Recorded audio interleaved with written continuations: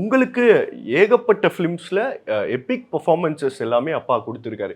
அதுல உங்களுக்கு ஒரு நெனச்ச உடனே டக்குன்னு மைண்டுக்கு வர ஏதாவது ரோல்ஸா இருக்கட்டும், அந்த மாரி ஏதாவது எனக்கு வந்து நெறைய ரோல் நெறைய பிடிக்கும். ஒரு இருக்கும். பர்ட்டிகுலர் இது but I don't want to say the dialogue. ஏன்னா, அது இப்போ வந்து I don't want to yeah, yeah, spoil it. ஆனா யா. அந்த சீன் சொல்றேன். அந்த சீனோட இம்பார்ட்டன்ஸ் என்னன்னு நான் சொல்றேன். எனக்கு அவ்வை சண்முகில ஒரு particular scene which I am proud of. என்னன்னா அப்பாட்ட நான் சொன்னேன், "அப்பா இந்த இடத்துல நீங்க நின்னு ஒரு நடிச்சிருக்கீங்க தெரியுமா? அது வந்து அல்டிமேட் பா. You should be proud of this scene" அப்படின்னு.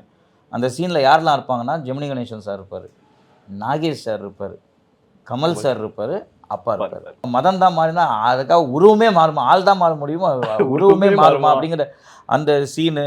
அதுக்கப்புறம் திரும்பி திரும்பி போயிட்டு வந்து, "ஐயோ! அண்ணா கொஞ்சம் முதல்லேருந்து வருவோமா?" வருமா? அப்படிங்கிறது. "ஏய் ச்சீ போடா!" அப்படின்னு அவர திட்டுறது.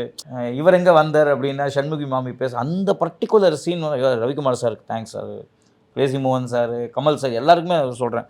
அந்த பர்ட்டிகுலர் சீன் பிடிக்கும்னா, ஏன்னா எல்லா லெஜெண்ட்ஸ் சீனியர்ஸ் எல்லாருமே அப்பாவுக்கு சீனியர் தான். கமல் சார் வந்து வயசுல அப்பாவை விட சின்னவரா இருந்தாலும் இண்டஸ்ட்ரியில மூத்தவர்.